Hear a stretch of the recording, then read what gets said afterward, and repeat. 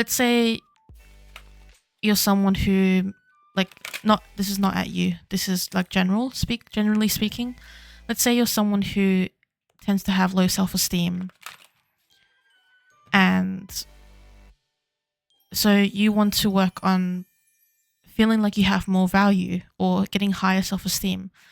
To do that, it's not about immediately switching your mindset and doing that mindset. Like, that's not really how it works.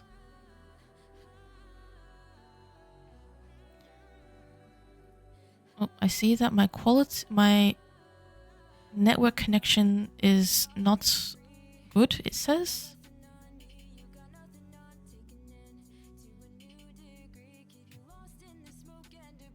That's not good.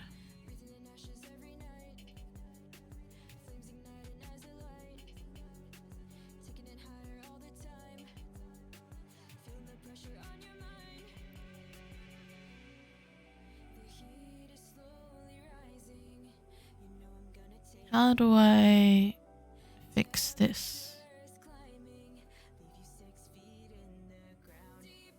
Hello, is the stream on? And can you hear me?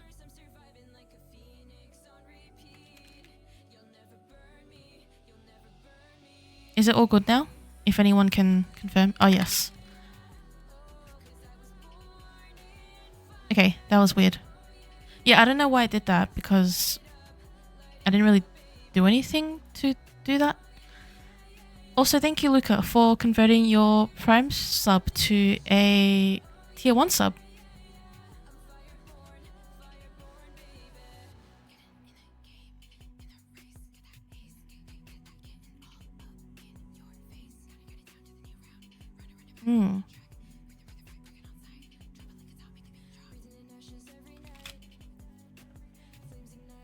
I think when Luna's message first came through, I was saying that I was generally speaking about something.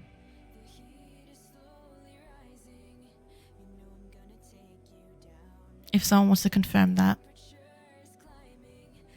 Could have been earlier.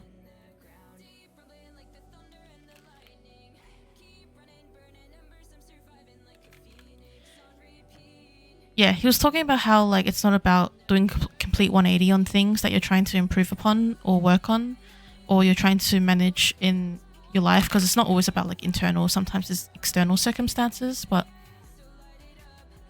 it's like the concept of, for example, generally speaking, if you have, like, this is not you specifically, but generally, if you have issues with, like, self-esteem and you're wanting to work on regarding yourself as having more value as a person, it's not about, you know, fully trying to embrace that straight away, because that's pretty impossible to do. You can't go from 0 to 100 right away. But it's a better way to do it is maybe asking yourself or challenging yourself or experimenting with doing a little bit of that. So what if you believed in yourself just a little bit? Or what if you had a little, like, you saw yourself as having a little bit of value? Or things like that. It's not about trying to, like, what's the word? It's like tackle it all at once. He wants you to know that it's not about tackling it all at once this week. There might be a lot that feels like it needs to be addressed, a lot of things coming to an end, a lot of cycles coming to a close, but it's all about taking it a step at a time, and that sometimes time can feel like it's the real pressure when it might not be. You will have more time than you think, or more time than you'll know, for these matters coming up in your coming week.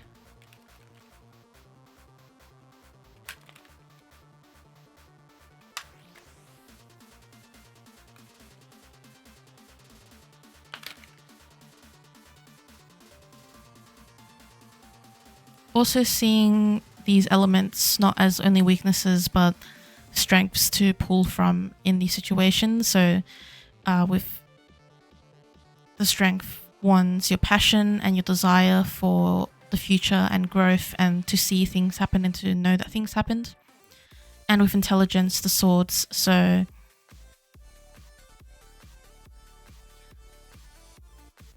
sort of this, your ability to communicate and to storytell. So I don't know why he brought up storytelling, but that's one thing he said. Utilizing your sense of storytelling and ability to storytell is going to be beneficial in some way. But also just using your words, communicating as well. Even when times are tough, please don't shut down your communication, he's wanting to say. It's not about shutting down your communication or shutting away from others. Try to keep a little bit open, so then you don't feel you don't feel unsupported.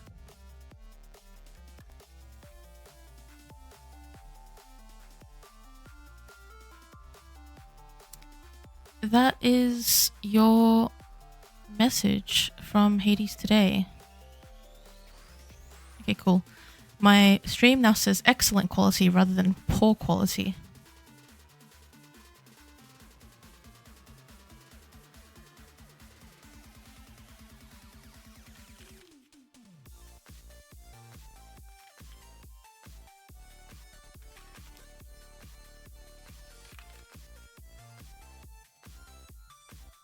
Yeah, I saw the tower and I was like, this doesn't feel like a jump scare card. This feels like it is accurately describing something that you know is going to happen, and that's why you're asking that question. You're welcome. I wish you the best of luck, and he's definitely on your side, especially with all the things that might be coming through to an end this week, or might be coming to a head because of the situation.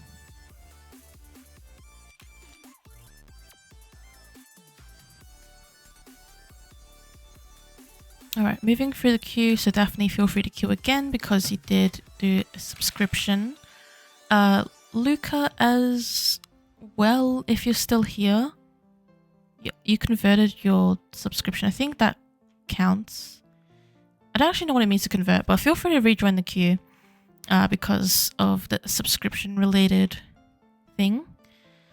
And we'll wait for Luna to pop down the request.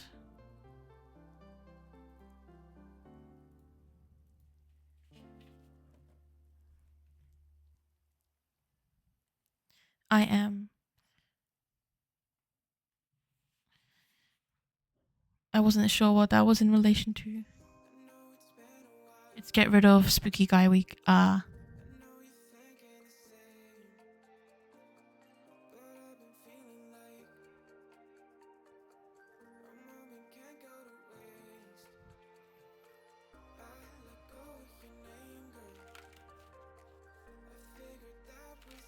Oh yeah, cool. Yeah, because last time I remember wanting you to re-queue, but then I don't think you were there anymore. You kind of left. So I was like, oh no, well, next time.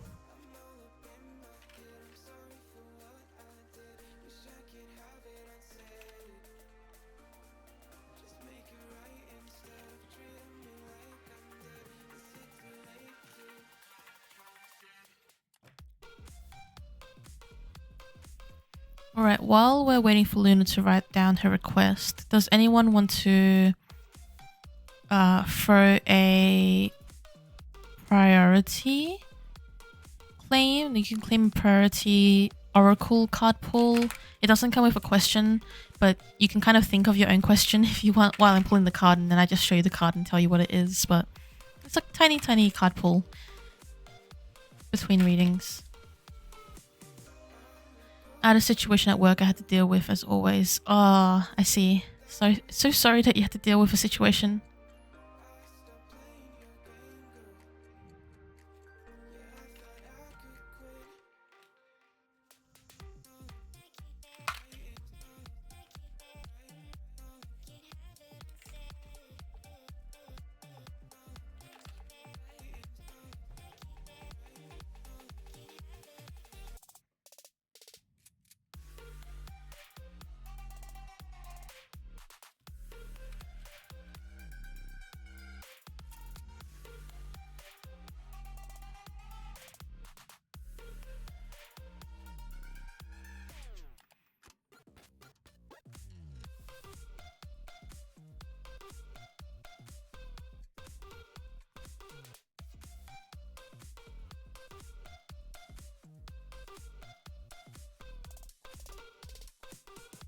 Hi, Elle. Good morning.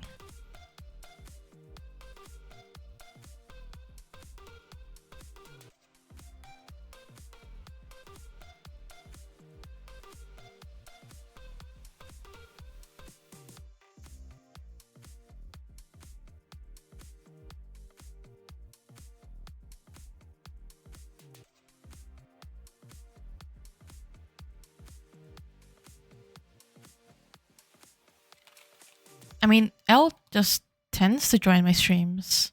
It's kind of expected.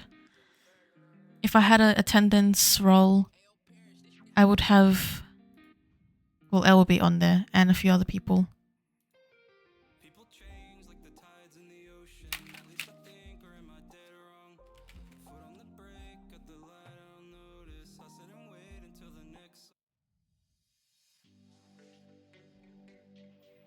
Yes, happy birthday again, Elle.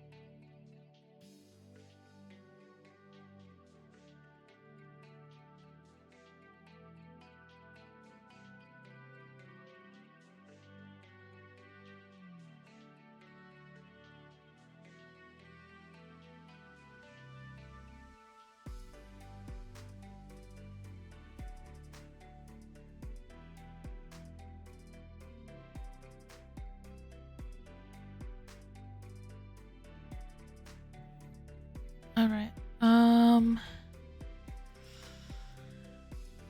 Talk to Hera on stuff about the Pantheon she wishes to discuss with me.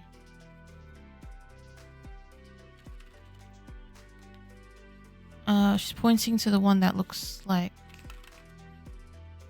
a mix of green and blue.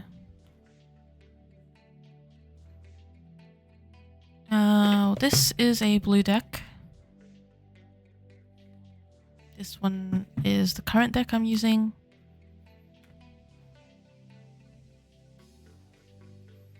If anyone also wants to run the Dex command for Luna to help identify a deck that she wants me to use.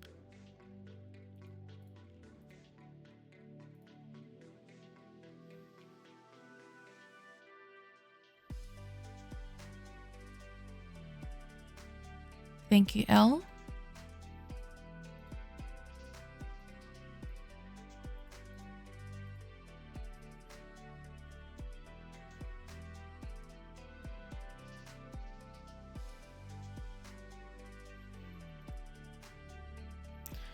Also, just looking at your message now, Luca, where you said, okay, that was supposed to at what the helly. I've seen that on TikTok a lot, like the what the helly, and today was the first time I actually said it out loud, and I just sat there thinking to myself, huh. Okay. New vocabulary, I guess. Influenced by the TikTokies.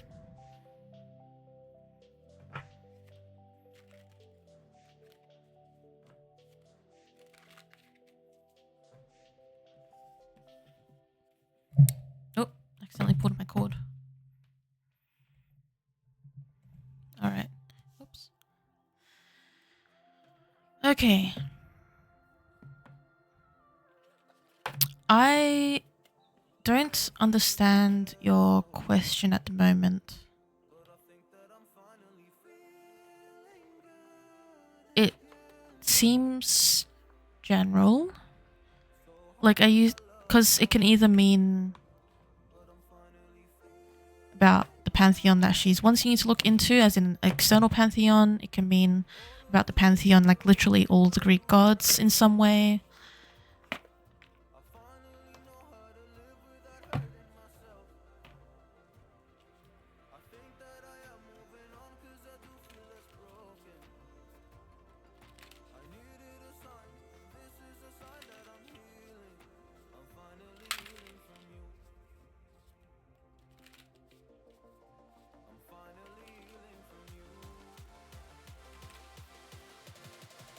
Alright, well, if it's a matter like that, it probably is unlikely to come up in a reading like this, considering it's a live reading in a public space.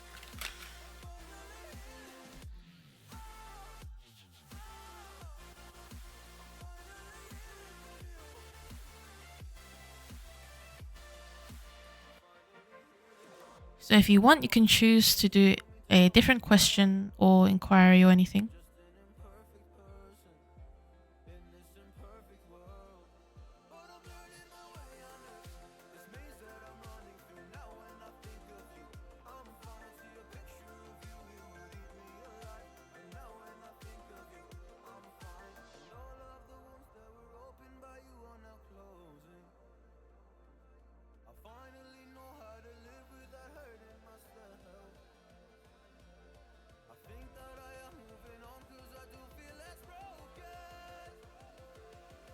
Alright, general reading.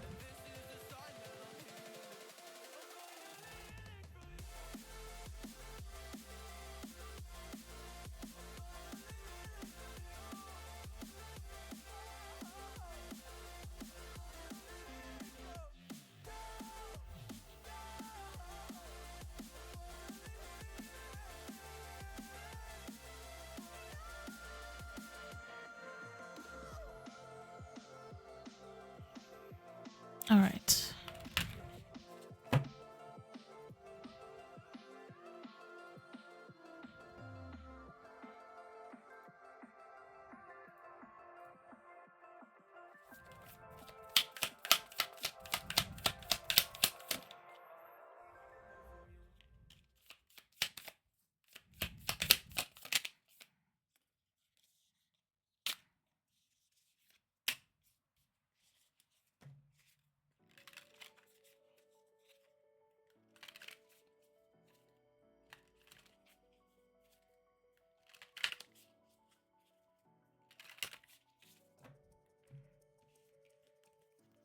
Okay.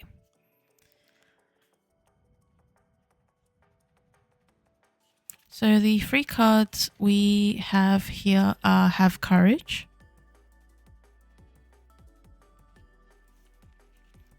Need and Necessity, and also Become a Shapeshifter.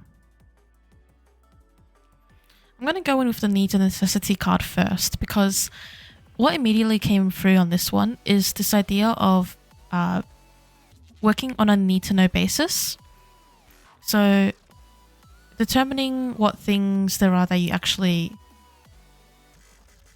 need to know. Not everything that you could know is something you need to know. And also there may be things that you need to know that you're not being able to identify at the moment. And I think part of that, wrong card, part of that is actually in this Have Courage card, where it's this idea that it's sort of ironic, where it's like there are some topics or things that may need to be topics that need to be breached, that you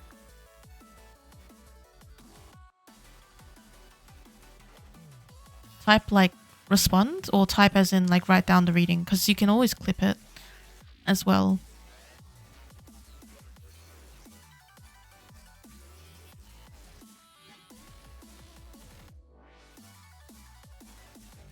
All of my streams are uploaded onto YouTube, which you can watch back at a later point. You can also use the clip feature on Twitch to clip a reading. So then you can have a link that's specifically for the time that I'm doing the reading.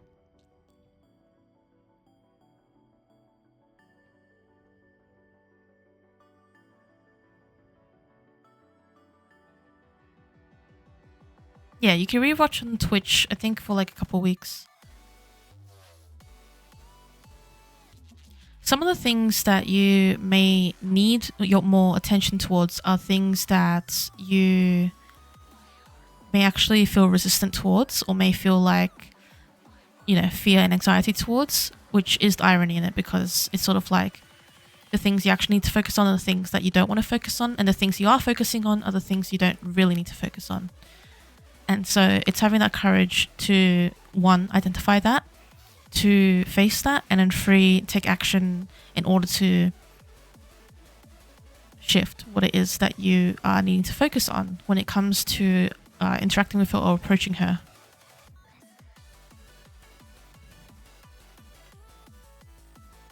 Hello, Reptical Flame.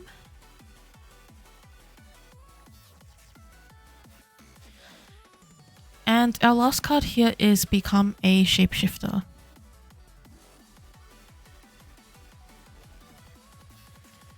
So this card can represent a few things. I'm trying to gather what this one is saying here. I am doing well, Reptical, thank you. How are you doing? Hello, Leposaurus. Welcome to the stream. How are you?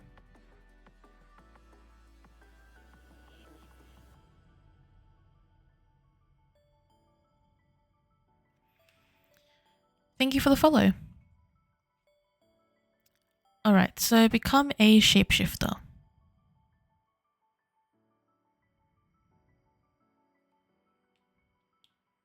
Not every situation needs a certain approach or persona, or how do I describe it? It's sort of like when you interact with different people and you have different ways of interacting, not because you're trying to be deceiving or because you're trying to change yourself, but literally because we have different ways that we interact with people. Code switching is a way to describe it as well. Is one way that people have described it, but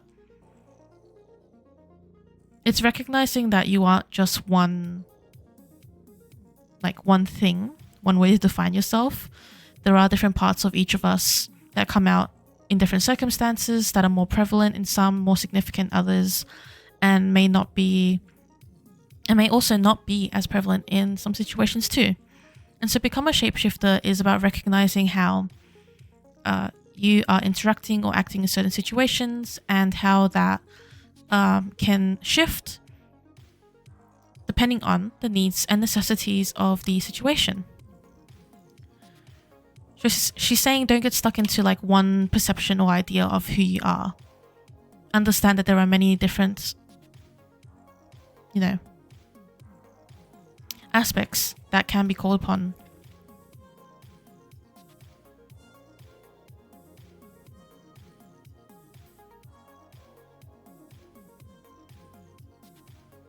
Yep.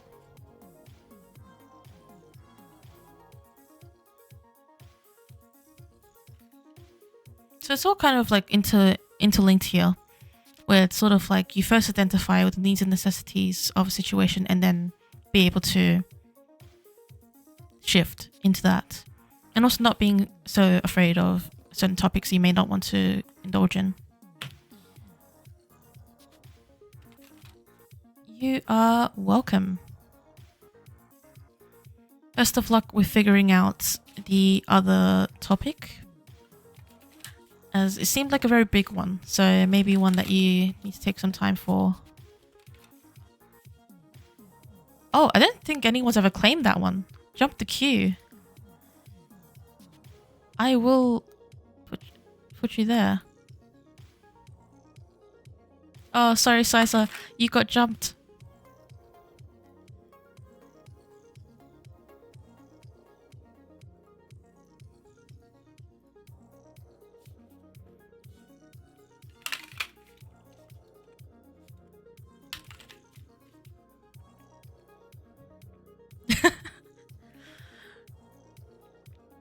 Oh yeah, true.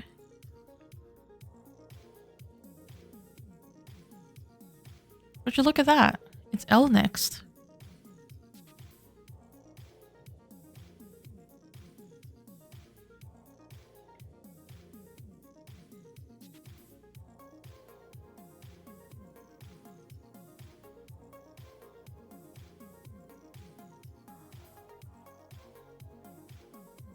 Yippee!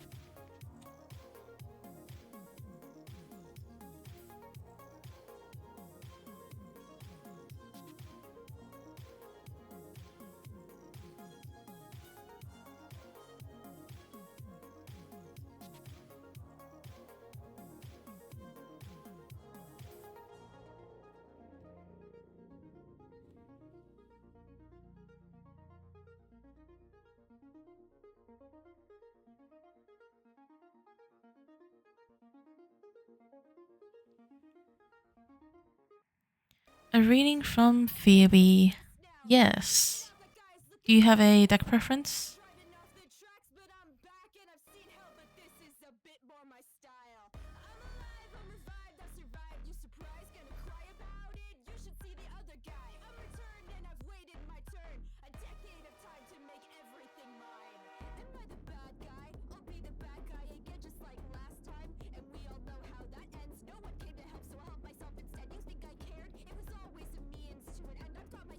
Oh, okay. We shall use that one, which isn't usual, but if she wants it, then we'll do it.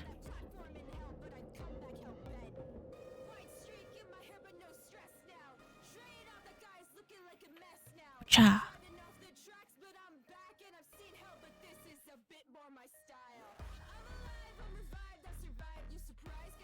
It's fine, by the way. I was saying that as a light-hearted comment.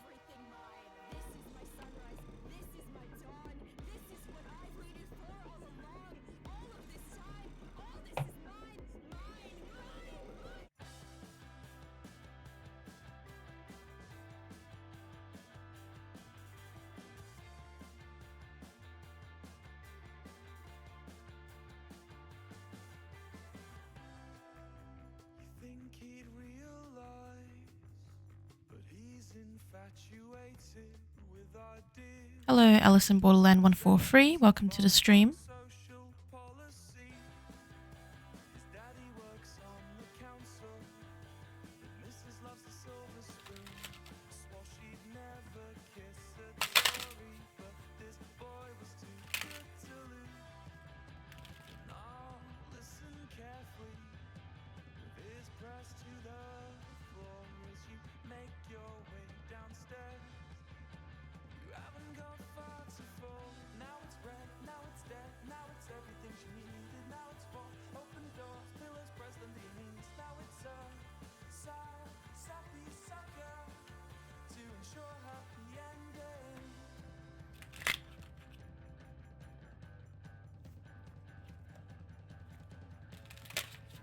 I sure hope this time she doesn't tell me to not do the reading.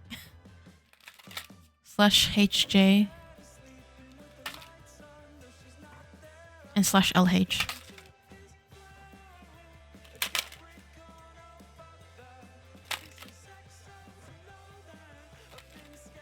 Hands up in the chat who knows who Phoebe is in the Greek pantheon. In the Greek gods.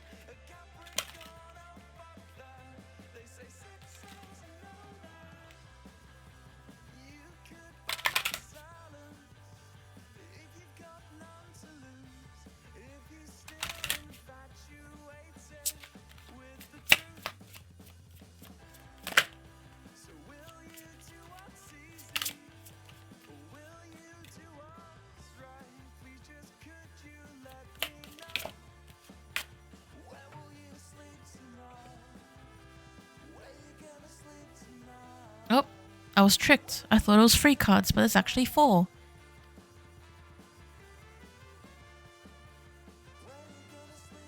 You think you do? Ooh. Alright, I like your cards. We have Asteria, Dreams. Yeah, I was like, ooh. Welcome in, Annabella.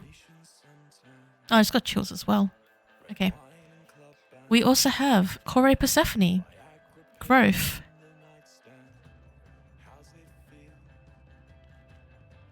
These cards go so hard. Okay. Pharmakeia, Knowledge. Yeah, they're very pretty. And The Path, Journey. Ooh.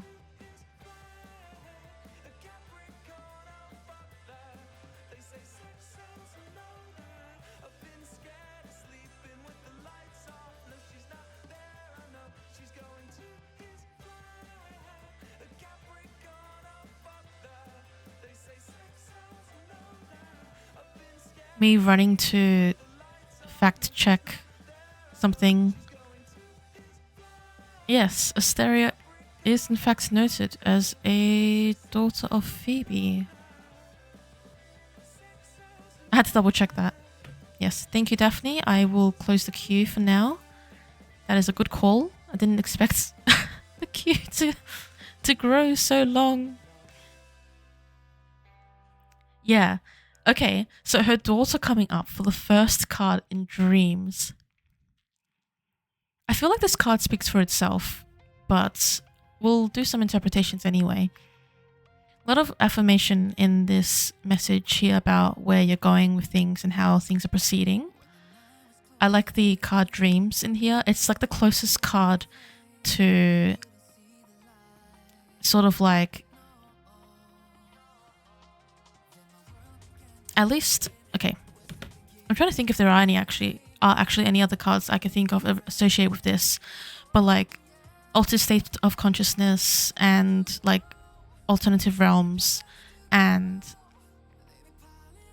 things of that nature, because dreams and like being in the dream state. And I just can't get over it, like Asteria coming up. Asteria is also associated with like divination and things like that, which is a nice tie-in to Phoebe and the work that you're doing with her.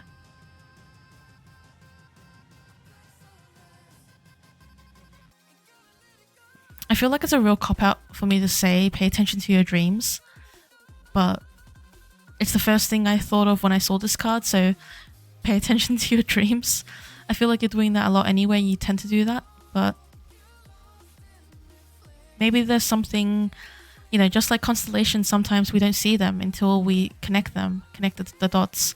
Maybe there's something that's coming through for you that you may not be realizing does connect. And if you have any inklings that something may connect in certain ways, but you haven't really explored it, or you're feeling a bit unsure, then I'd say go for it and dive into that deeper, because you never know what you'll find. Horo Persephone being the second card is really interesting to me, because of course Persephone's strong association with the underworld, but also that addition to, you know, out of all the chthonic gods that could have been pulled, Horo Persephone being one that represents being of two sides or being of two worlds, and having duty and responsibility, or even identity and belonging in both. And okay, she also says of all, because it's not just two, it's multiple, which is significant to bring up. But yeah, this idea that you are of more than one and is something you acknowledge, but something that she also wants to acknowledge to you, to your face, and something that she's observing a lot of growth in for you as well. It's something that you have done a lot of work around previously, but there is more that's coming along.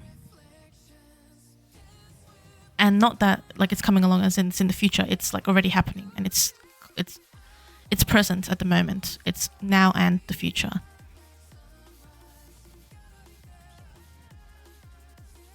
It's also growth in the way of like going beyond. So growth beyond the idea that you've had of yourself and your practice and who you are, and recognition in how it can take time and even entire seasons for you to become more settled in things, and that sometimes the shifts may not settle for a long time. Just as Persephone in her transitions during the seasons to the underworld and to the mortal realm, and you know, these changes, obviously can't speak for her in terms of like how she feels about those, but I'm getting this idea that even though that transition and that change may never fully settle comfortably, or at least you are not feeling that at the moment, doesn't mean it never will, and also doesn't mean that it's a bad thing. Pharmakeia, knowledge. I think these two link, like growth of knowledge is what was like supposed to come through it as well. So the growth of knowledge and understanding that your knowledge and your learning never ends, and there's so much for you to learn, and I like the imagery of the plants. I mean, you know a lot more about plants than I do, but at least from when I look at this picture, it gives me this idea that, you know, roots can keep growing and grow like bigger, like the base of a plant can grow much bigger. And that sometimes plants have surprising ways of sprouting. So like there's interesting like elements of plants that sprout up that may surprise you sometimes. I actually don't know this. This is just what I'm gathering. It's like this idea, like you watch a plant and you're so used to the way a plant looks, and then one day suddenly there's a different shape of a leaf or like a flower or something that comes up in the plant. And it becomes a whole new thing. So that's the sort of metaphor that I was given for that. And the path, journey. If you were still wondering if there is a path or specific path related to her, then the answer is yes. And that there's a whole lot of journey ahead of you. And a lot more you could explore and find out with her. I say that because of this path that's leading into these mountains, and these mountains and the moon here. This all like really makes me feel like her energy and reminds me of her. Because as I've described before, like she comes across as like really huge energy to me, like even like as big as the mountains and the moon. And so this idea that you are heading towards her and that there's more to discover in a good way, so in a good manner. But yeah, definitely a path that is not just willy-nilly going off a whim, coming and going like as it like doing as it comes. There is a path ahead for you, and it's not meant to be restrictive, but it's also meant to be exciting and explorative.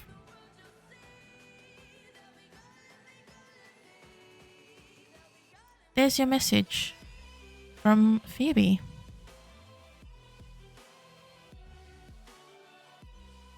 You're welcome. I'm glad you think it was a great reading. I hope it was a great reading. Because she's a really cool goddess to read for, but also very intimidating.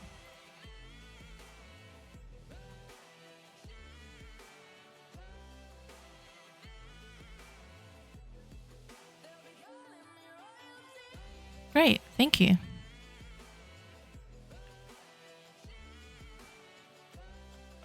No wonder she wanted to use these cards. Then she could throw out her card her daughter on the card.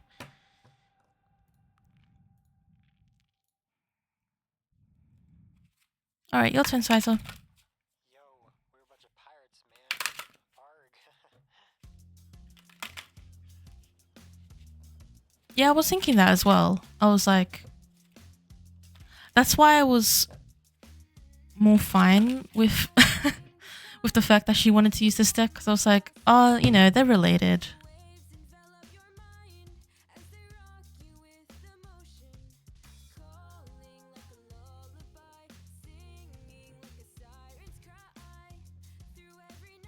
Okay.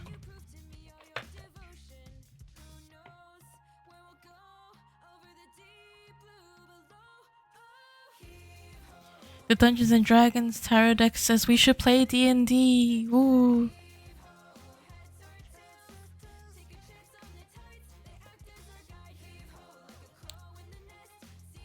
Oh, you're welcome. I mean, you fairly claimed the option that I've had there, that anyone can claim to jump the queue. So, you're welcome.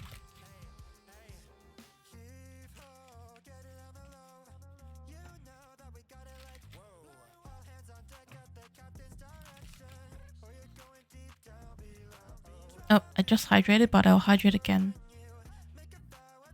I will add more water to my rainbow cup.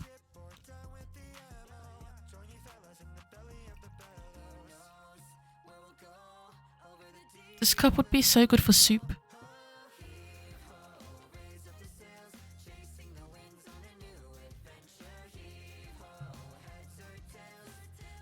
Well, that's not a joke. This is like, that's what it is for. I mean, it does say cup of happy, but they got it for me for that intention.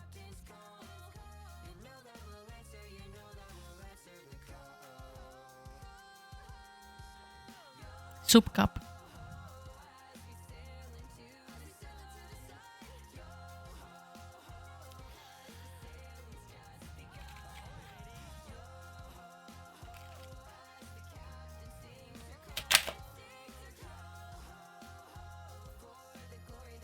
That was quick.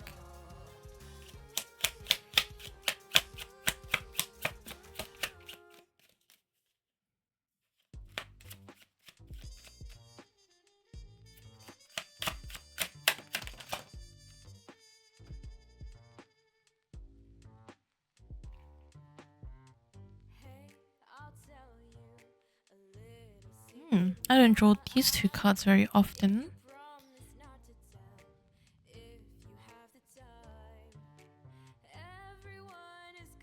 Okay, cool. So we have the sun, which is a very beautiful depiction on this deck. In this deck, we have the Ace of Charisma,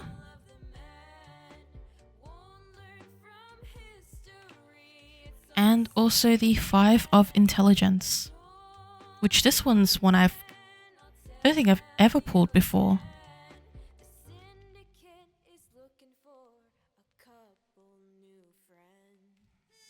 So I'm going to have a peep into the guidebook for that one, just to see what it says.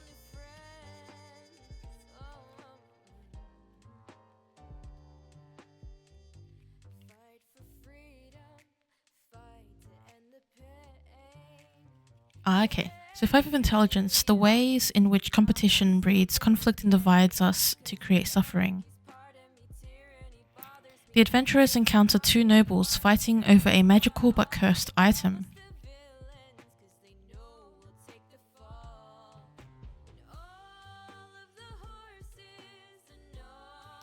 Okay, so what I'm seeing from these cards is that there is going to be a really positive opportunity coming up that might be related to finance, career, study. Yeah, those areas.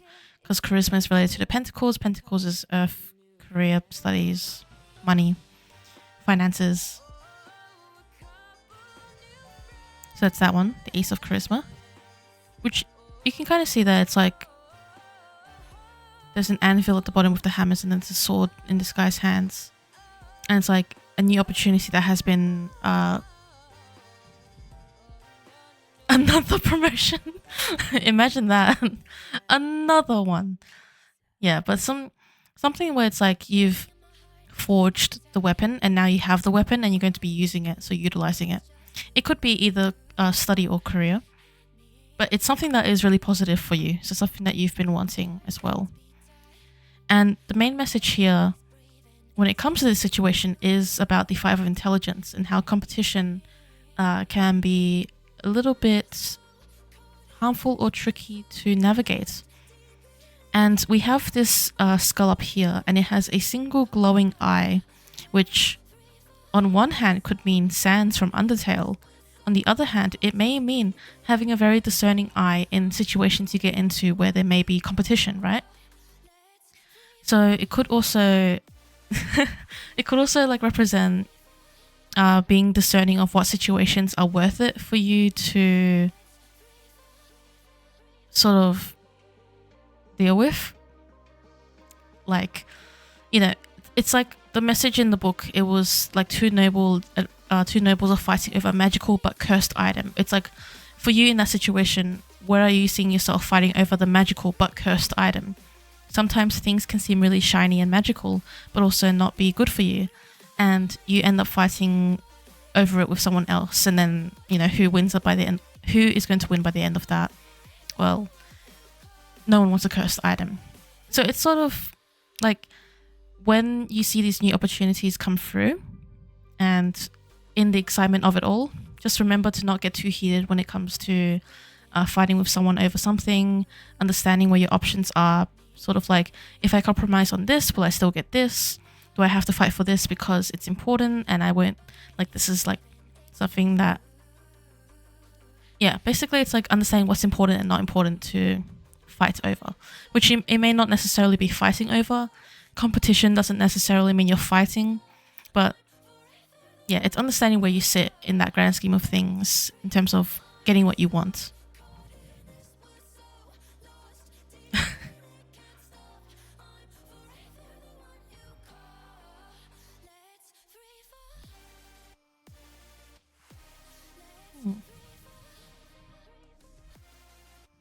That is your message.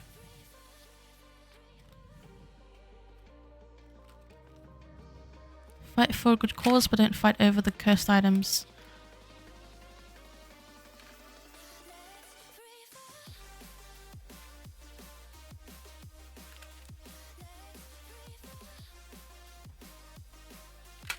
Yes, but it also like something good's coming up. Could also be related to like, I feel like it could be related to uni as well, like study, like you get a good offer or a good in on something, and then maybe not like you're trying to gun for something and not having that feel like you're not having that those sort of encounters feel like you're losing your chance.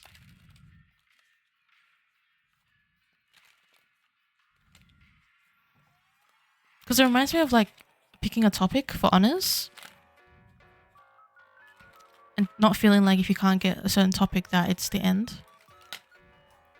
Which is a difficult thing to say. Like, it's not an easy situation to be in, but I feel like there's a lot of good stuff that could come out of this.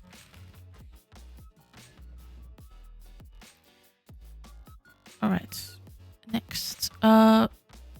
By the way, Alice, your position is currently number 6 in the queue as of now.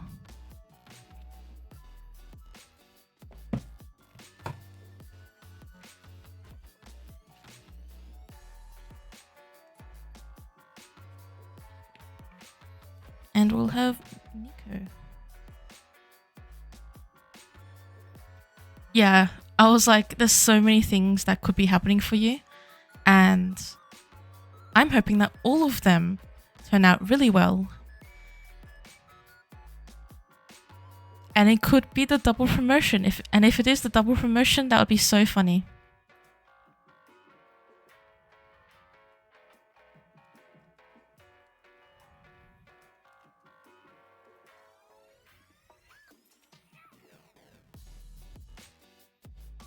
I can't wait for when you come into my DM saying, I got the double promotion.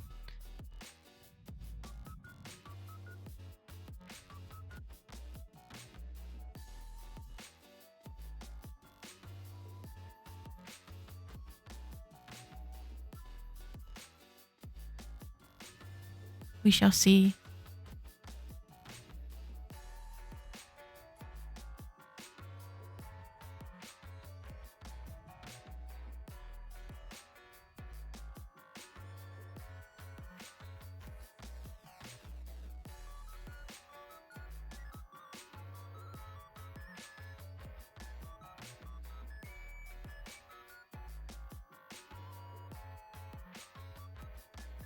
Hermes, cool.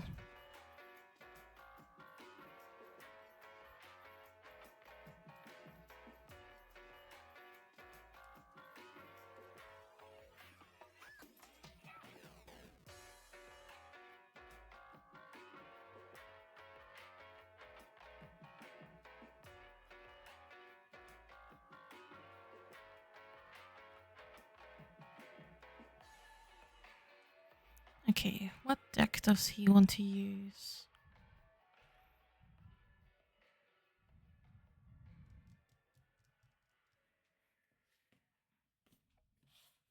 This one. We're going to use the MTG Magic the Gathering Oracle deck. Companion to the D&D one.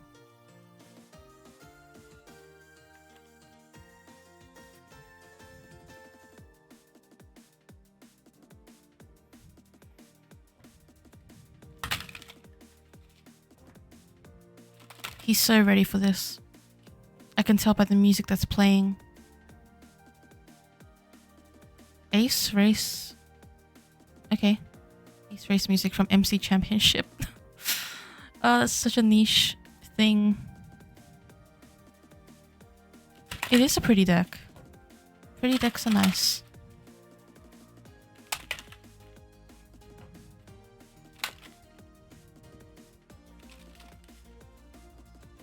Oh, Prophet Kitty.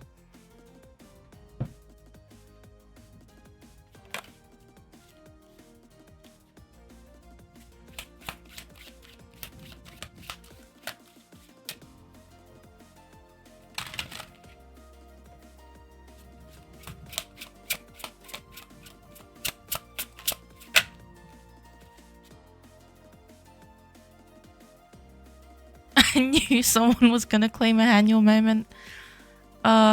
Okay. There we go. Sleeping Haniel in the corner.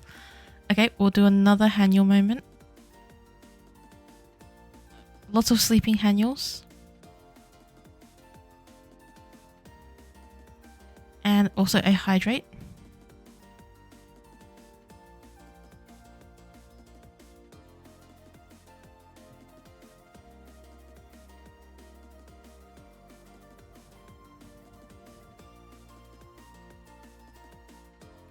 Okay. Yes, kitty kitty. So.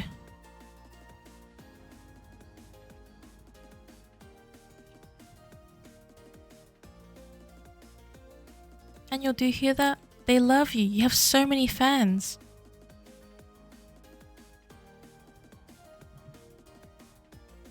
She's sitting on the floor right now looking up at me like, huh?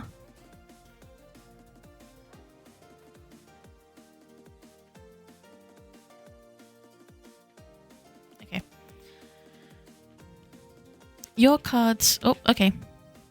I start talking and then that's when she comes up on the table. Face the people. Don't put your butt in the... Don't face your butt to them. Come on. No, come on. Icky, don't do that. Yes! She is my bobtail kitty. My only kitty, but a bobtail kitty. I chose to adopt her because she had a bobtail. And I was young and I was scared that she would not get adopted because she had a bobtail. So I chose her. Oh, okay. Bye. Okay. Back to the reading. Why is she trying to knock... Oh, I think it's because she wants to go outside. I'm actually going to let her out of the room so then she doesn't actually knock down anything.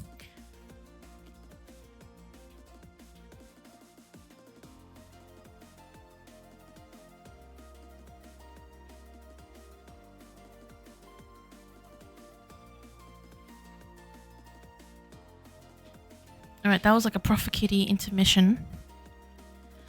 Resourcefulness. Resourcefulness, if I pronounce that correctly. We also have Face Your Fear.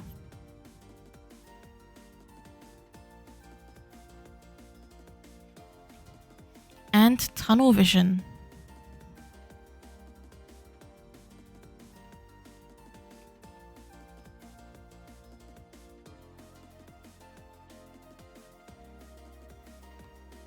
There is definitely something he's trying to say here. Alright, first things first. What he came up with when I first saw the card Resourcefulness is this idea that he wants to affirm your resourcefulness at the moment. He knows what you are working on balancing and he's very involved in that, of course. And he wants to say that you are doing it. That you know, it's not literally like masks. They're meant to like be metaphorical in this situation, but in the way where you are finding yourself able to allocate your resources well and interact, like understand how they interact and how they kind of shift in and out for you. He says that sometimes it may feel like you're not doing very well at that because, you know, our understanding of how time works and how our effort is put in and, you know, things like that. It's like the way we measure our resourcefulness personally can be a bit different or actually very different to how the gods see resourcefulness in that way. And so that's his first bit where he wants to actually acknowledge that. I think it's really cool as well that this guy with the mask, it's not exactly like feathers, but there's like these things that point up at the ears, and they really remind me and are reminiscent of how Hermes sometimes has those wings on the hat or on his head. So I think that was a nice nod to his usual appearance as well. Yeah. He's like, take the compliment before we get into this.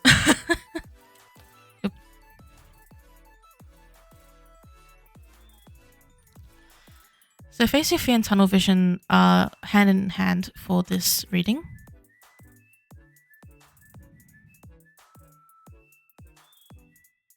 I'm trying to angle it correctly.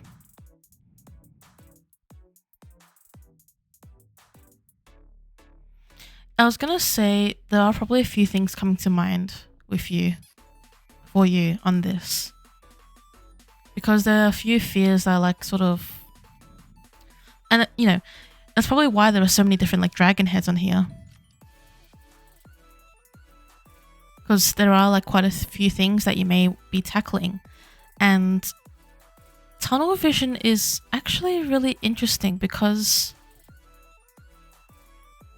I think rather than saying you have tunnel vision and that's bad, it seems like he's saying that tunnel vision can actually be really useful in these situations, and maybe this is meant to apply to many things rather than just one thing, where it's sort of like you're not going to be able to face your fears just by trying to hit them all at once. To face your fears, maybe it would be advisable for you to do them one at a time, like have tunnel vision in the good way. Yeah, tunnel vision to take out one dragon at a time, because you're not going to get rid of all of them at once. And, I don't know about you, but not easy to fight dragons. So, yeah, that's a kind of a nice way to tie it all together, where he's saying you have all the resources and you're very resourceful in the way that you are sort of approaching all of this, and, learning to navigate the situation, or the situation meaning him and your connection with him and other deities as well, and then that coming down to, so you use the strength to focus on one dragon at a time and face your fears. You don't have to do all of them at once. You also don't have to go it alone.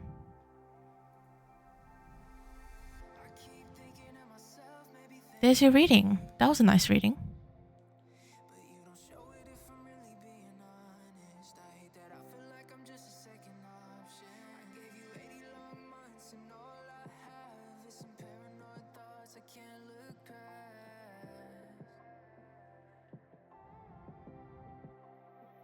I will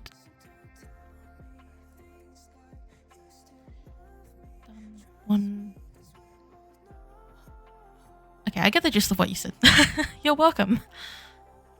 You have a list of things that you need to do. Ah, you got this.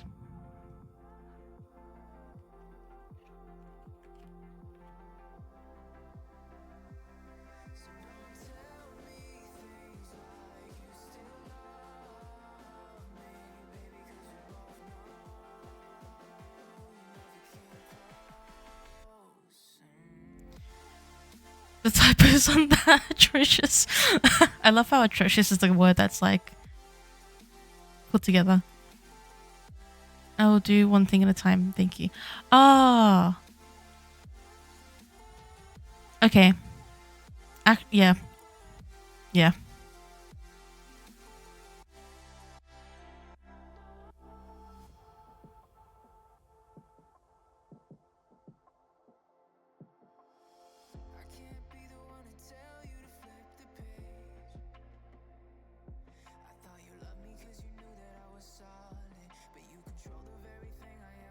Hello again.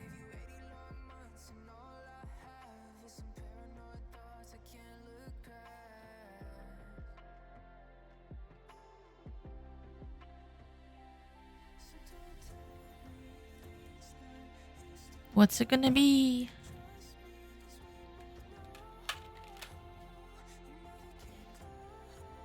Oh. I feel like you gotta tell me who won it because they might be a bit upsetty if we do the deity wheel. /LH.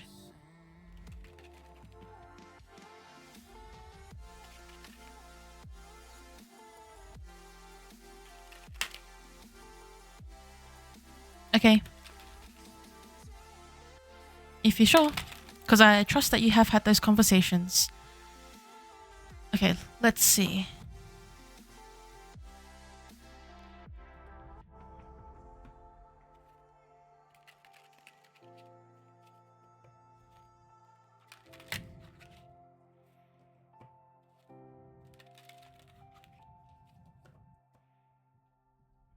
Time to spin the deity wheel.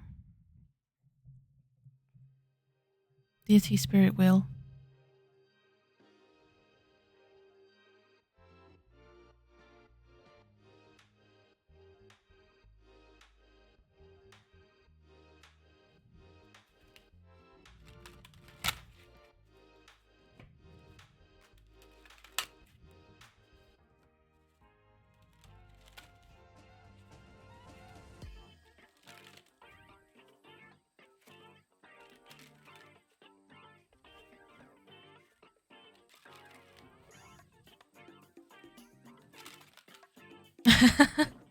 Oh no, I trust you.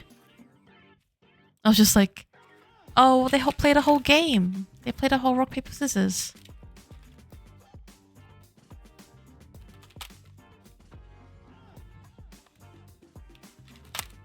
Alright, I think we're gonna be bringing Dionysus in here.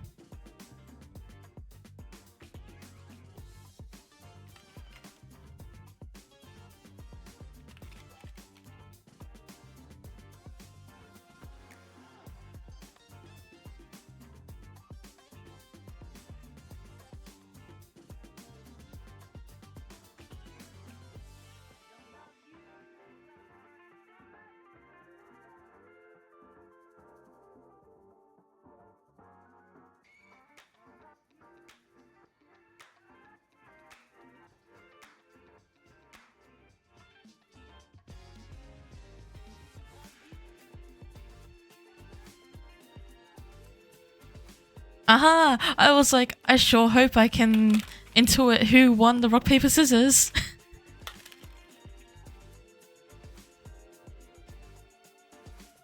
Do you want to do a specific question?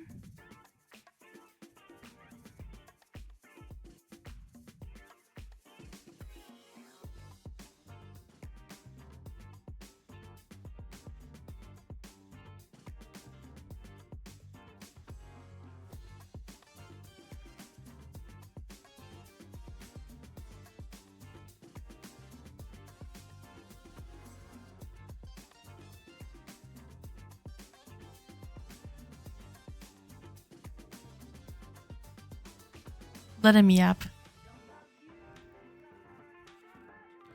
Warden, let him yap.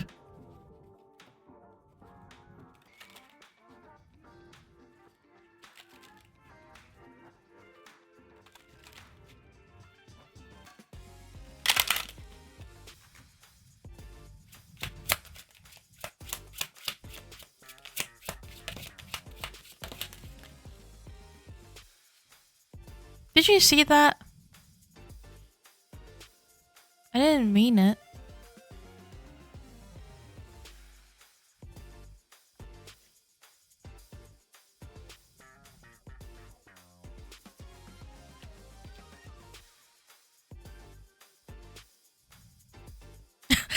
Yep, less. Yep, less.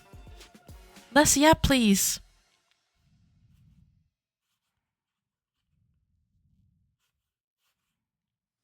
Oh my goodness.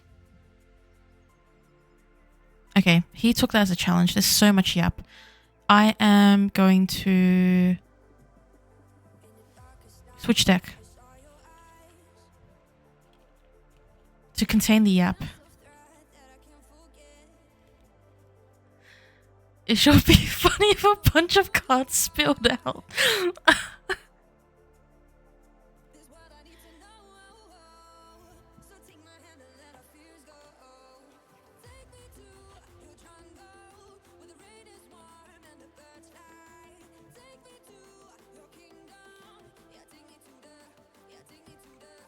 I want you to know, Daph, that part of those cards was him trying to compliment you.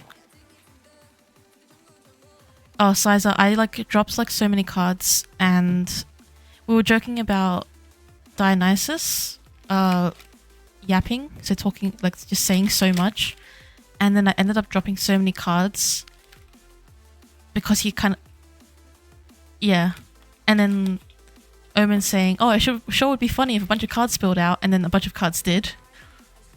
So I'm kind of resetting to use a different deck because I think we should get less cards.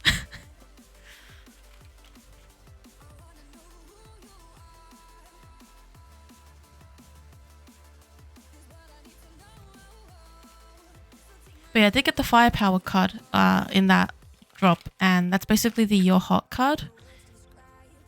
If you want to know that, I guess. AKA he wants you to know that.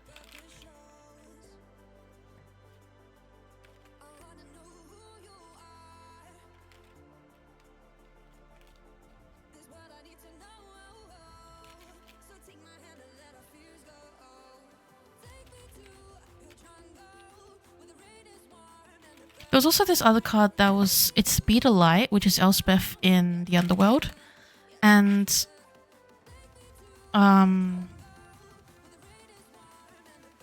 deploys Daphne in the chat. Please feel free to info dump on who Dionysus is.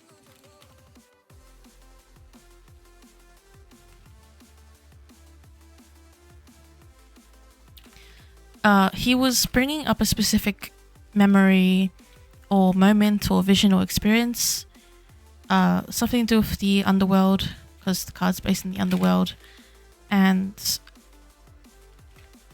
a moment you had with him. Could be in the underworld, could be in an underworld adjacent or underworld, like it reminds you of the underworld location. It's not like much else other than bringing that to your attention.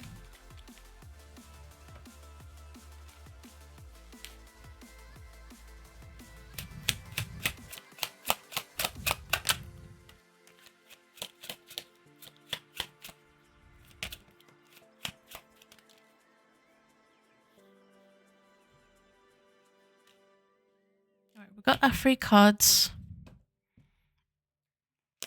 and the High Priestess on the bottom because he wants me to show you that too.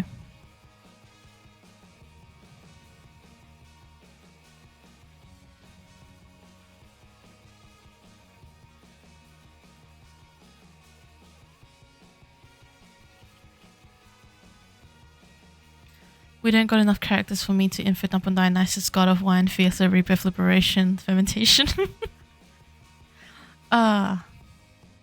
King of Strength is your first card. 9 of Strength is your second card. And your third card is 8 of Strength. Hello? All of them are Strength cards.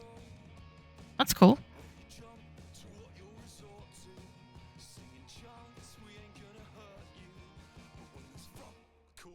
So much fire, so much passion, so much growth, but very particularly fire and passion. It's like, let me say this from the top of my lungs sort of energy.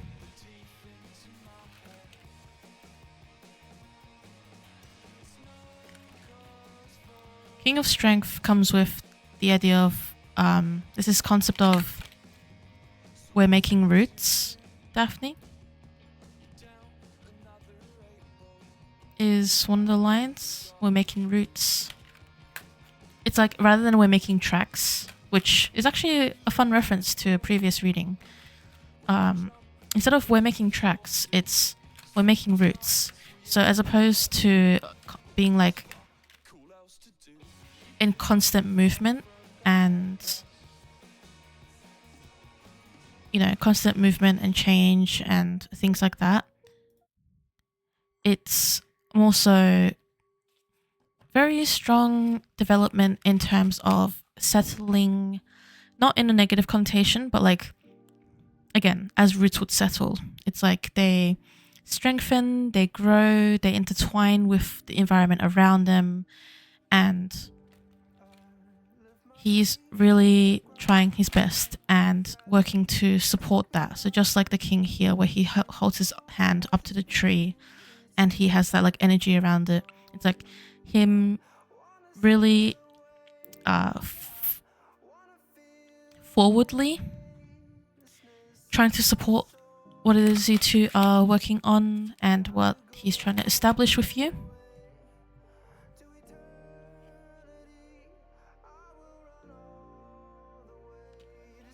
See, it's like, look at all this fire in the background. Just so much fire, which we know what that means, but as I mentioned it just before.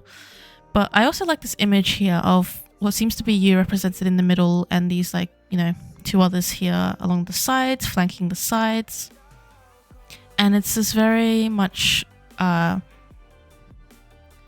the Nine of Strength is equivalent to the Nine of Wands, and the Nine of Wands can be seen as like a recovery card, right? It's a card of recovery, but also not doing it alone and not doing it from scratch. You have all the other wands in the background, the other pieces of growth, development, adventure, travel, movement, all of these things that have been part of your journey. They all come together here, and again, you're not starting from zero, you're not starting from scratch, and you have all this around you, surrounding you, flanking your sides, keeping you protected. Yet at the same time, we see obviously this woman in the middle. She isn't cowering. She isn't a maiden in distress. She isn't unarmed. She has the sword. She has the fire. And there seems to be some sort of like revolution going on, or like big thing happening. And yet she still stands her ground. And that's meant to be representing you as well. Oops. In relation to him and other applicable deities or spirits. Eight of Strength.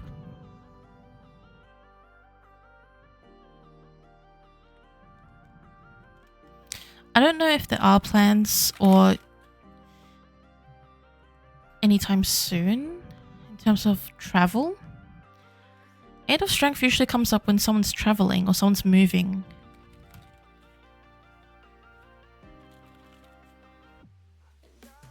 Could also mean traveling in the astral sense as well. But some sort of movement or traveling. And once again, like, we see a person in the middle surrounded by two other people. So I think something really positive happening in the realm of, you know, multiple people involved. You would know who. When it comes to this new rooting, like rooting down or establishing of roots, that is being referred to here. So it feels like you're going to be very supported in this way, and that there's going to be some opportunity for travel, of movement, or funnily enough, your mention of liberation, it feels like that's very relevant as well. That was a bit of a funny reading, but hopefully that resonates with you and applies to your situation.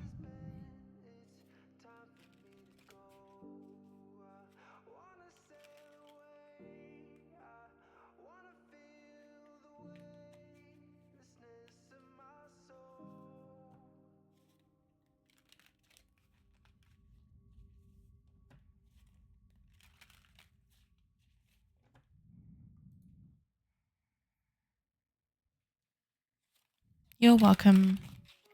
I mean, we had a bit of a conversation a bit ago where he wasn't doing very much of that, actually. And then he just started doing more. He likes the challenge.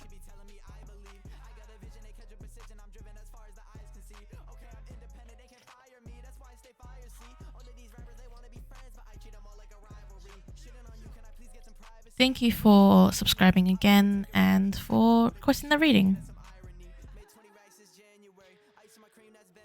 Luca, let me know what you'd like for your reading.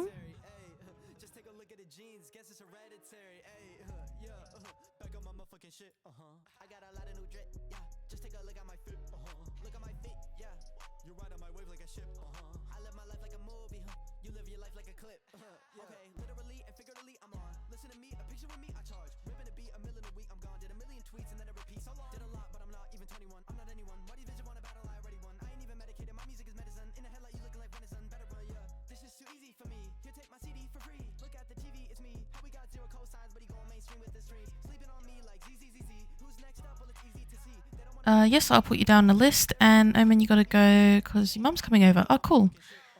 Thank you for the well wishes, and I send you well wishes as well for your rest of the day.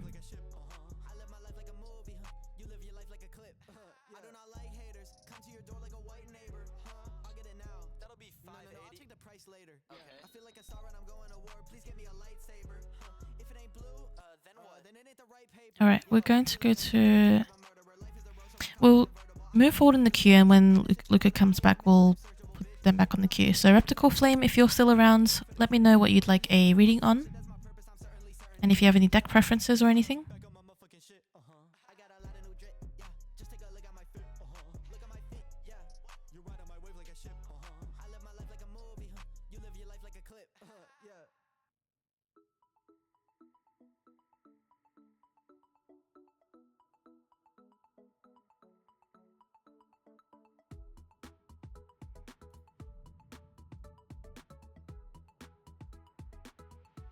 Oh, thank you. Alice, you're currently third on the list. I think it might be exclamation mark pause rather than position. I'm not actually sure. Oh, shoot. I didn't mean to click that. I didn't mean to do the random mode enabled.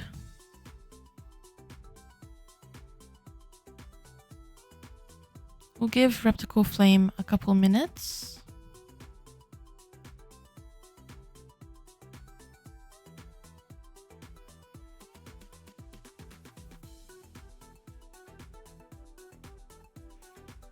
Thank you so much for your patience as well, because the queue has been long today, surprisingly. Which some days it is, but yeah, it's kind of cool. As a reminder to folks, you're welcome to donate as well if you'd like priority in the queue or a second reading, or just simply to donate to support my streams. These are all free readings that I do every week at the same time on the same day. And it really helps to support these endeavors.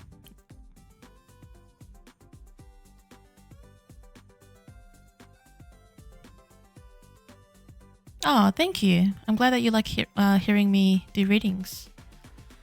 Sometimes I wonder if people like join in just to listen to me do readings. if it's entertaining in some way. Oh, thank you, Daff.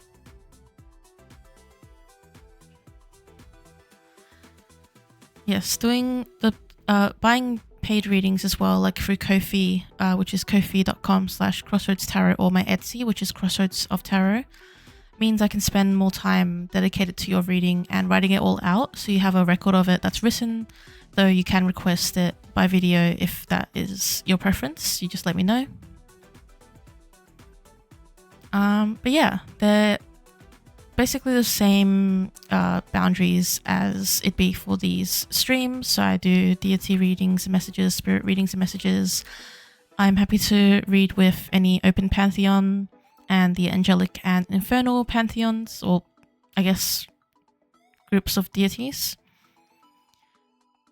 And yeah, essentially anything that isn't restricted in my I do not read list, which typically amounts to things like finance, legal, crisis, medical, past life sort of things.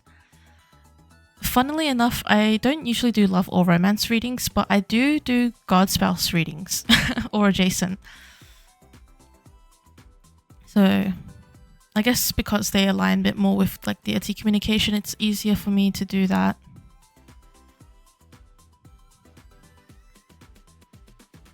Alright, I'm not sure if Reptical Flame is still around.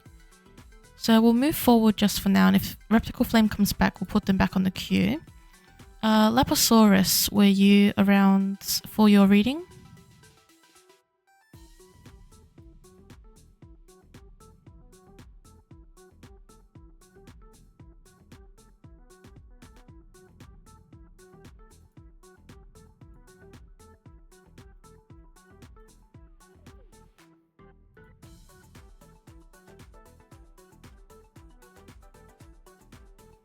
Also, I got apple juice. Oh, hey. Welcome back.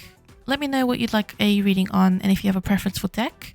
If you want to look at my list of decks, you can do !decks and it will give you a link to a page that has pictures and names for them.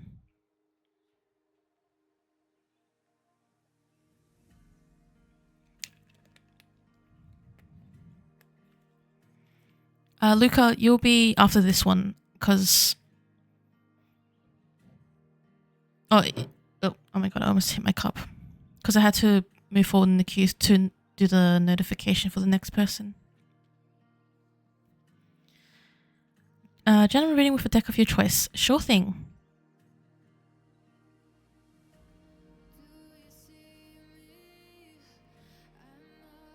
I haven't seen much use of the Rider-Waite, so we'll use the Rider-Waite today for this one. I'm quickly going to let the Prophet Kitty back in because she's meowing at the door.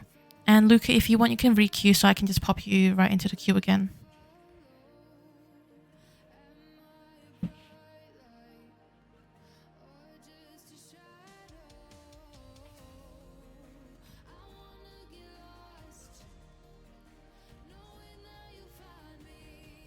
Oops, I forgot about that. Let me quickly change that. Alright. Try again, Luca.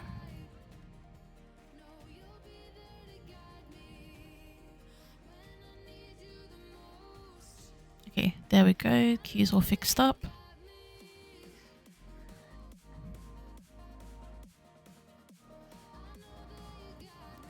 Oh. Prophet Kitty has blessed the stream again.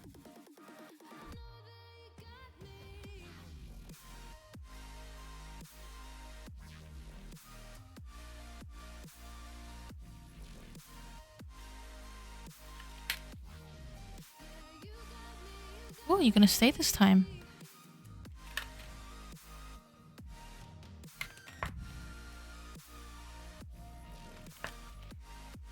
You wanna say anything into the microphone, Haniel?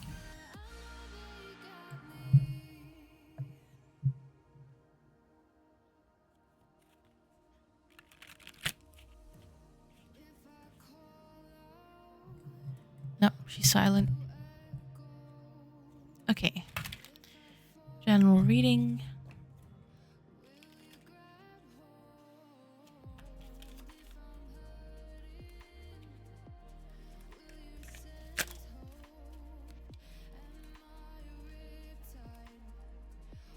Hmm, 4 cards.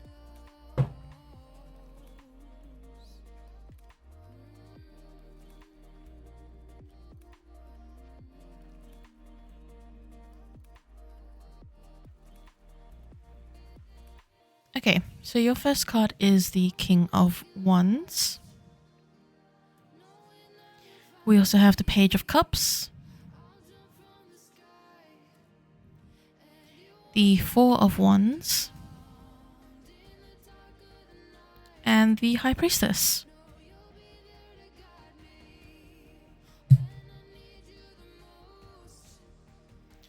So Laposaurus, would you consider yourself already to be a very intuitive person, or is it not something that you look into much?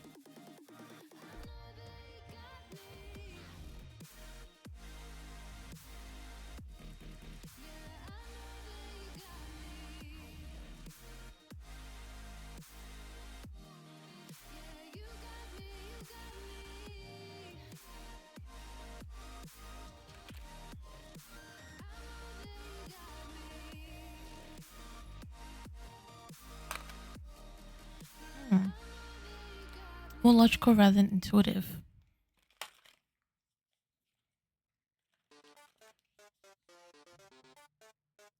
Is that Megalovania?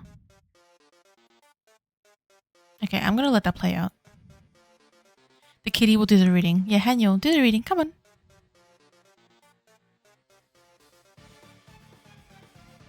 Rubbing the cards with your face isn't doing the reading. Okay, so I think what these cards are trying to say is that there will be actually more opportunity for you to work on your intuitive aspects or intuitive nature coming up. The King of Wands tells me that you are pretty established in many other areas of your life and self. So King of Wands, someone who may have a good grasp on what they want, what they're passionate about, what they want to achieve, their ambitions, their goals going forward. And here we actually reach the Page of Cups, which may indicate a bit of an area to do some work in. Or maybe not do some work in, but pay a bit of attention to. Which, funnily enough, the Page of Cups always comes across to me as expecting the unexpected, or, you know, literally a fish popping out of a cup. You don't really expect a fish to pop out of a cup. So it's sort of like you are pretty steady and solid in this area. Here's one where going forward, you may actually find some more development towards what you want to work on. So when things happen, so like things that seem out of place, things that, you know, you wonder, oh, is this something actually, or is it just random? I suggest taking a bit of a note down on that. You know, maybe start a notebook, maybe write it in your notes app on your phone. Take note of those things, because sometimes they can actually connect in ways that you don't realize when they happen initially. When I see the Four of Wands together with the High Priestess here, I am getting the idea that community or some sort of celebration, some sort of gathering with other people is going to actually lead you to a stronger sense of intuition. It could be because you meet certain people in the community who may inspire you or lead you in the right direction. It could be because you end up in a situation, positive situation, not a negative one, that allows you to sort of use those muscles, is what I'm going to say, because it's not something that is non-existent in everyone. I do think everyone, whether or not they're spiritual or are aware of intuition, like, I think it doesn't matter if you don't know it, you still can use your intuition, right? So sometimes when you get that gut feeling, that is a form of intuition, even if you don't realize it. But yeah, it does seem like some sort of community gathering or party or celebration coming up is going to give you some more information and guidance in terms of developing your intuition. Especially when you remain open to opportunities and... Oops, sorry. Accidentally poked the kitty. Yeah, when you remain open to opportunities and particularly emotionally based... I need to get my wording correct. Opportunities that are specifically associated with emotions rather than things you may tend to look at or to look towards. The kitty knows all our secrets, can see our souls. Cats do have their special vision. Yeah, that's what's coming through for you, Laposaurus.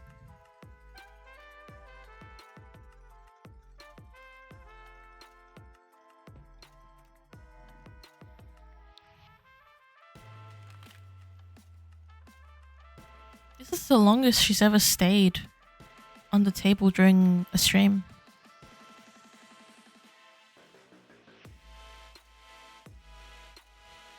You're welcome. Thank you so much for your patience and for coming along for a reading.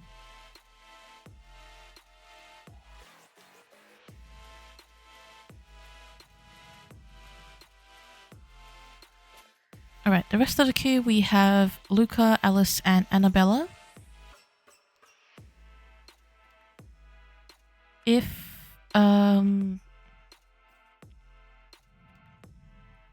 where's the name? If Reptical Flame has come back, then let me know, as we have to move through you in the queue.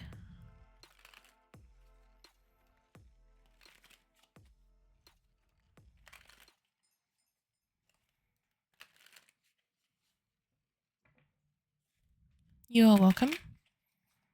Hope everything was okay with your boss.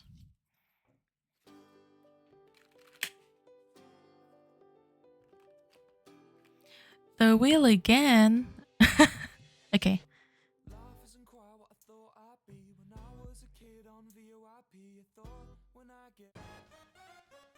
Another Undertale song. Okay.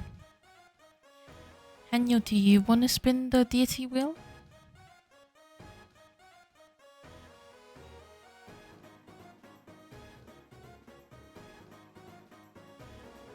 Right, Hanyo, you can tell us which deity to choose.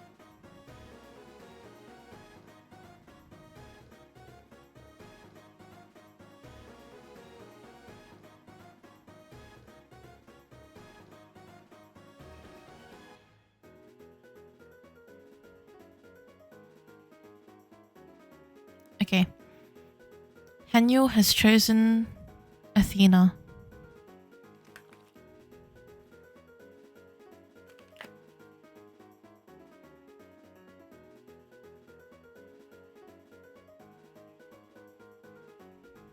Yeah, she's being so still. She's very wise.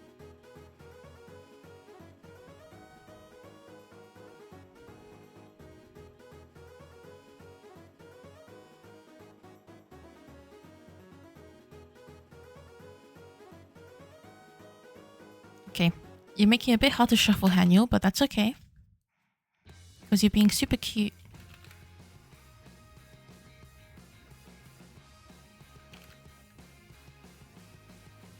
Oh, she's being a loaf.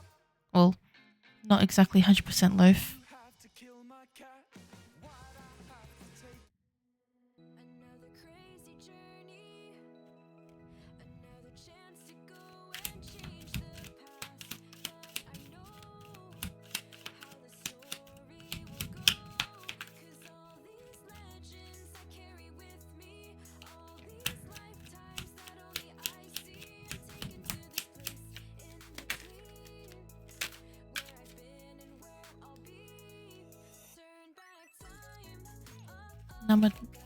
Namolado bread. I don't know what bread that is. Oh, okay. These cards are flying.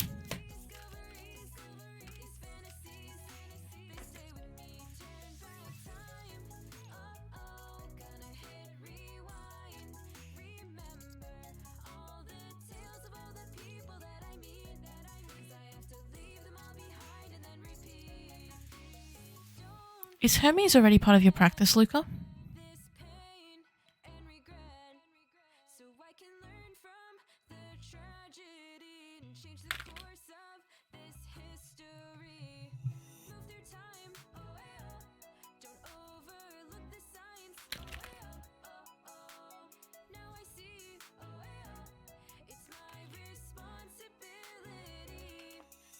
Oh, really? Yeah, I was wondering if it was. Okay, so we have the Knight of Swords. 10 of Wands. And the Hermit. I kind of have like one arm blocked off because Haniel's where my arm usually would go. Okay, interestingly enough, even though we rolled Athena on here, I think she's actually pointing towards Hermes as well. The Knight of Swords is one of my identifier cards for him, and just because his identifier card came up doesn't always mean it's like him coming up. But in this instance, intuitively, I'm reading that... okay, this card's completely whited out by the light. I'm reading that he is actually someone who could be coming into your practice and could be pretty significant for you.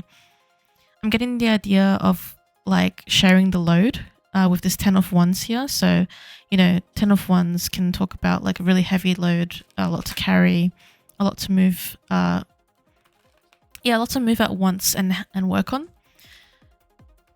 Could also relate to your studies as well. If you like go to Athena as a goddess related to study, She's also sort of like giving you a referral. It's not like you shouldn't go to her. It's sort of in a way they can team up, Hermes and Athena. She's giving me this image of like, there was this pocket altar I saw ages ago, not ages ago, but like a few weeks ago, and it was for Athena. So a syncretization between Hermes and Athena. I'm unsure. I haven't looked too much into like the historical basis for that or the historical like context, but I recall there may be something to do with Athena, like in history. Maybe it's something for you to look into more, but yeah, the concept that's trying to come across is like this idea of like the two of them assisting you on certain matters that you may go to Athena for, not because she's tired of you, not because she wants to like not be that person, that goddess for that, but that she thinks it could be beneficial. These nice cards.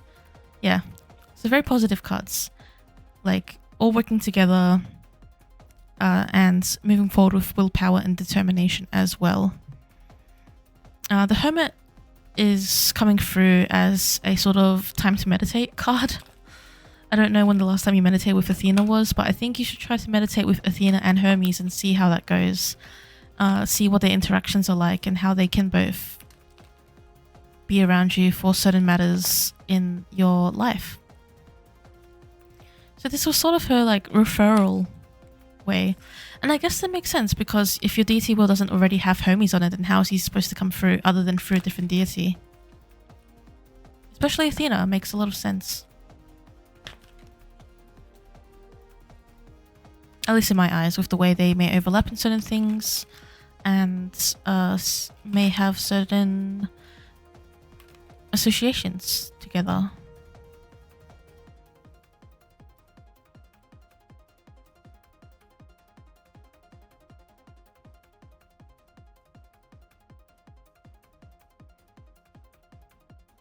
Okay, cool. Yes. Athena is something that is here. It can refer to a composite of Hermes and Athena. Let me take a look at that.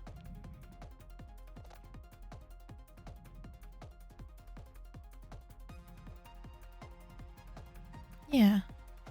I don't know if my screen's too bright, but... Oh, bye Prophet Kitty. I darkened my screen so you can actually see it, but there's like Athena on there. Yep, the bread went away. Ironically, I remember the other time he came up, she popped up too. Oh, that's funny.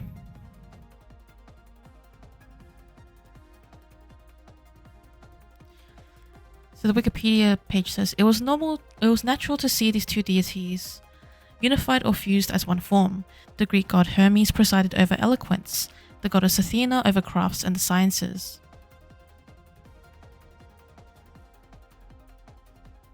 In early Greek poetry and myth, Hermes and Athena share or double each other's functions, and some of their powers are alternate and related versions of the same quality. For example, each god embodies the kind of clever intelligence or metis that manifests itself in the clever ruse and the winning strategy. For Hermes, this quality leans towards the nighttime realm of stealth and theft, cunning deception and successful guidance to the underworld, while for Athena it leans toward the daytime realm of good judgment, quick thinking and successful guidance on the battlefield. Hermes and Athena were also described as half-siblings because Zeus was the father of both gods. Additionally, both Hermes and Athena guided cunning heroes like Perseus, Heracles, and Odysseus.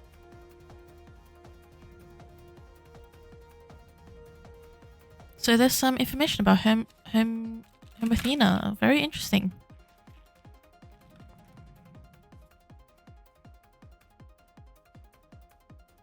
Hello, Shanty's Cherry. Unfortunately, I will be heading to sleep soon, so we will be finishing up the readings shortly.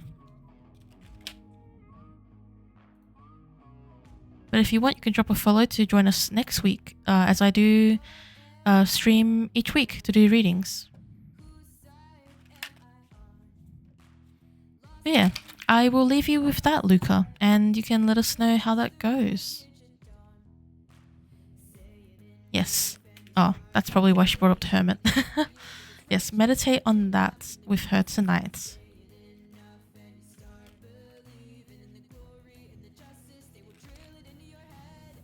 You're welcome.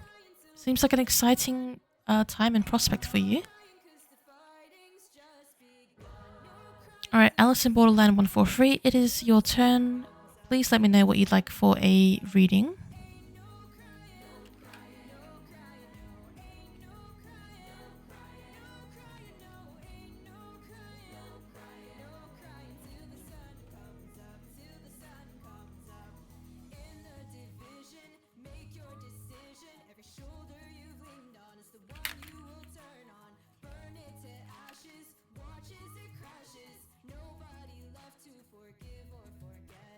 Nice. A general reading?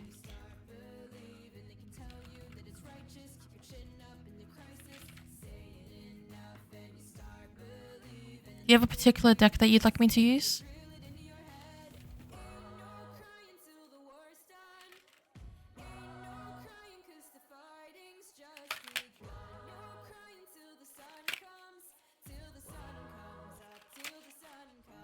Okay, sure.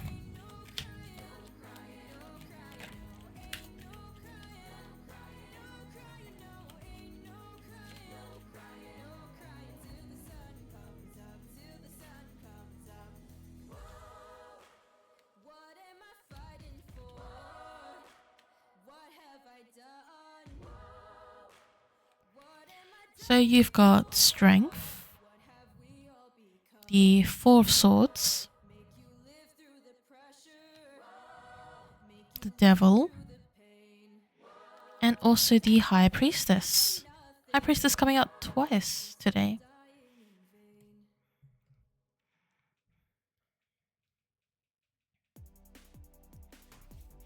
Alright, so what I'm gathering from this is the concept that you are stronger than you think you are.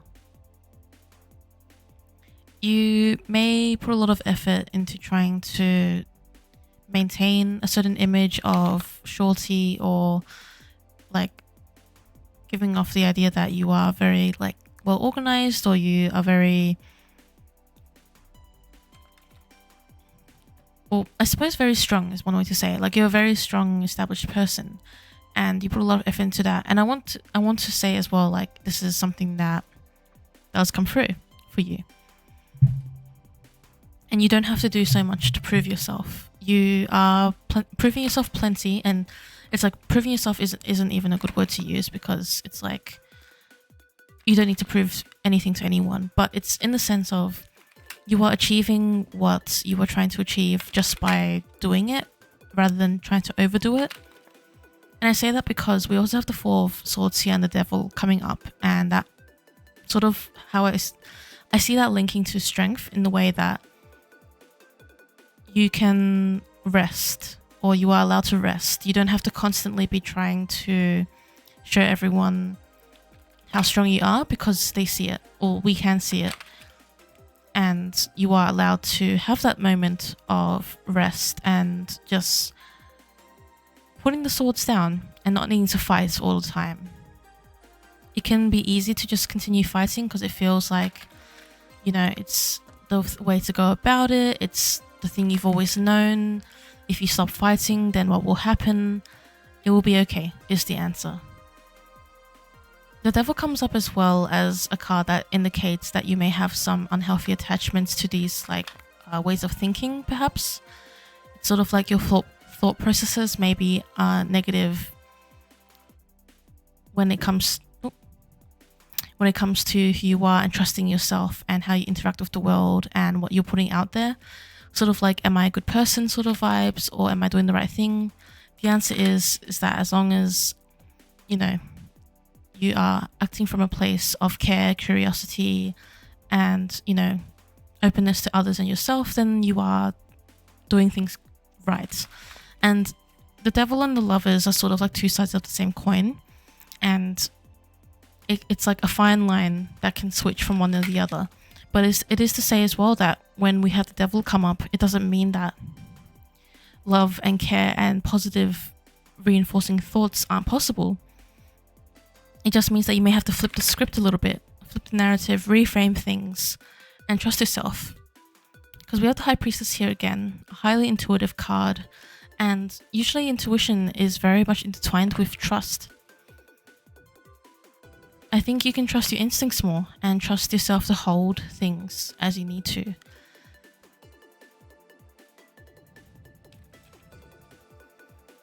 You seem like someone who wants to do really good by people, and you want to make sure that you're putting goodness out in the world, and you are. It's an affirmation of that. You are doing that. Please don't put so much pressure on yourself to the point where it feels restricting.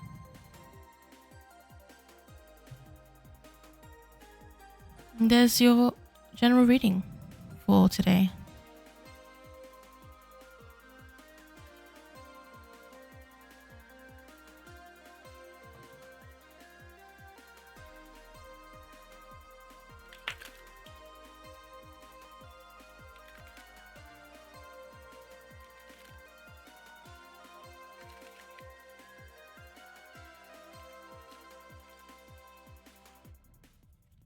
You're welcome.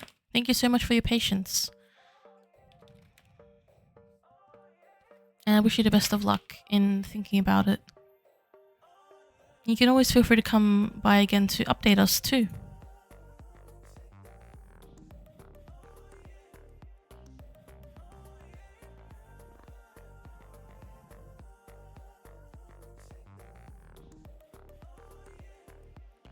Annabella, let me know what you'd like for your reading.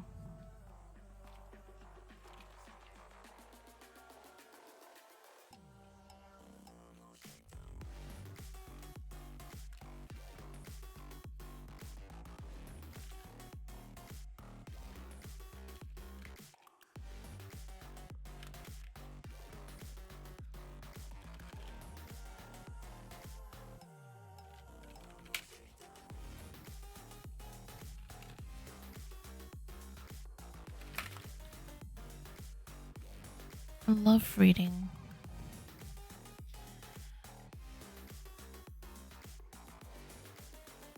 I just want to let you know, Annabella, that I don't particularly do love readings. It's nothing against you personally or the situation. I can appreciate that you are in a tough situation.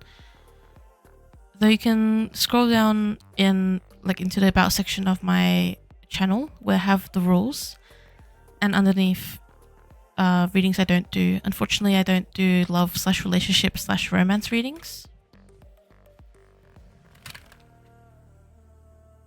Yeah, we can do a general reading for the month.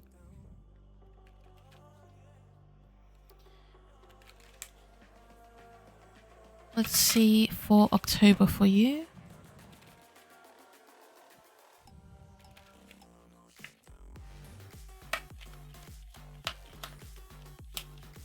Thank you for understanding.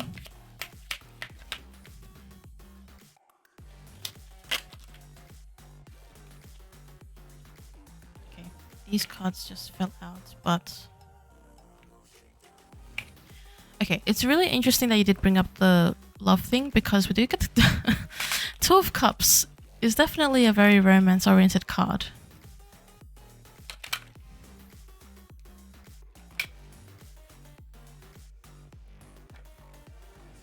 Four of Pentacles as well.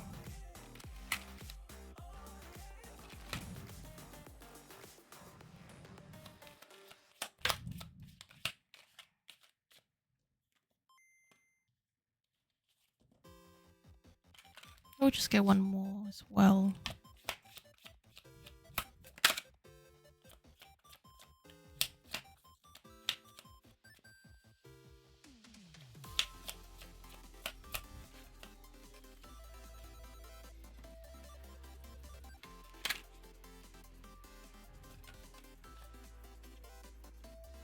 Cool. Okay. So despite the situation you're in, it does seem like in October you'll have some sort of connection happening. I can't tell you if there's a chance you're going to get back with your ex-boyfriend, but the cards are saying that there may be some sort of connection, close connection, for you in the coming month that will be positive and emotionally fulfilling. So you can remain open for that, or open to that. Four of Pentacles is speaking a bit on your finances. So some advice for you from the cards is to sort of watch where your spending is, not trying to sort of like just continue spending without watching where it goes sort of vibes. It's like not that you don't have money for things, and it's not that you can't spend, it's more so keep an eye on things so then you don't end up overspending.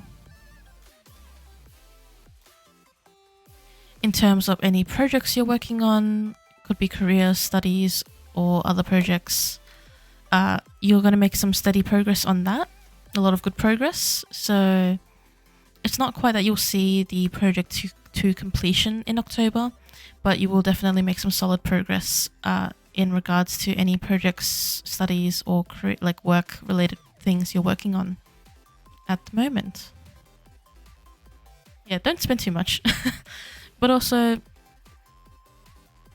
yeah, it's not about like not spending too much, it's just about knowing where your money's going.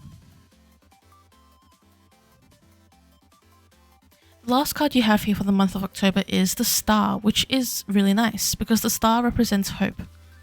So there's a lot to be hopeful for in this coming month, and I like that for you. It's really good. I think you'll find some good connections out there. I think you will be able to sort of nourish yourself and feel a sense of accomplishment in the things that you're doing this month as well.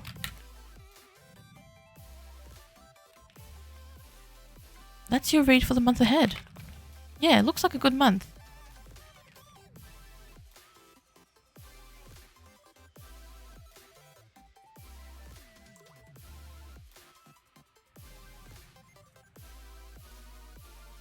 You're welcome. Thank you so much for your patience and for being around in the stream and listening to me do readings. Oh, sorry, Sugar Plums. We're finishing up now as I do need to head to sleep.